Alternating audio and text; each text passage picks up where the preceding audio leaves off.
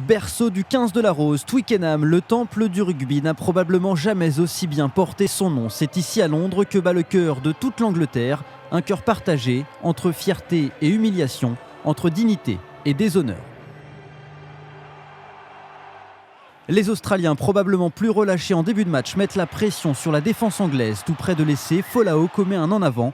Retour à un hors-jeu, Bernard Foley passe les 3 premiers points de la partie. Réponse anglaise dans l'épreuve de force, le pilier gauche australien cède face à son homologue britannique. Owen Farrell ramène les deux équipes à égalité, mais les Wallabies jouent leur jeu, un jeu de passe et de mouvement. Foley pour Kepu maintenant, qui a marqué un essai magnifique face aux Fidji. La passe au contact de Kepu pour Kurt Lebill. Genia, c'était une bonne action, un essai, Foley la fait de passe, il va y aller tout seul. Bernard Foley, premier essai du match, planté par les Australiens. Et leur numéro 10, Bernard Foley.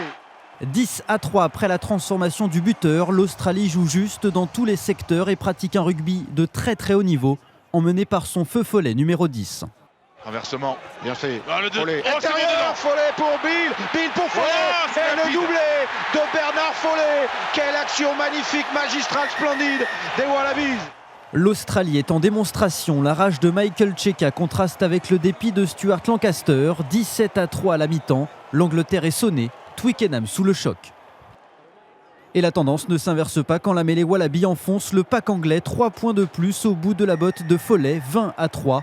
Le Prince Harry, comme les 80 000 spectateurs de Twickenham, pousse son équipe. Le 15 de la Rose se révolte.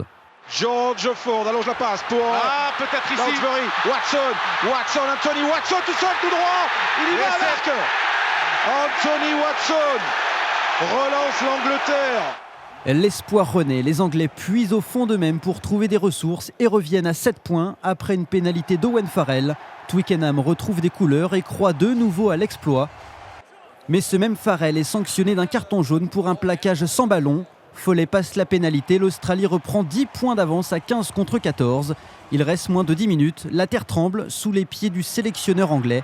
Et l'Australie est sans pitié, 80e minute. Le Toulonnais Matt Guiteau enterre définitivement l'Angleterre. L'essai du chaos, l'essai de l'humiliation. Pour la première fois dans l'histoire de la Coupe du Monde, le pays hôte ne participera pas au quart de finale. L'Angleterre est éliminée, tête basse.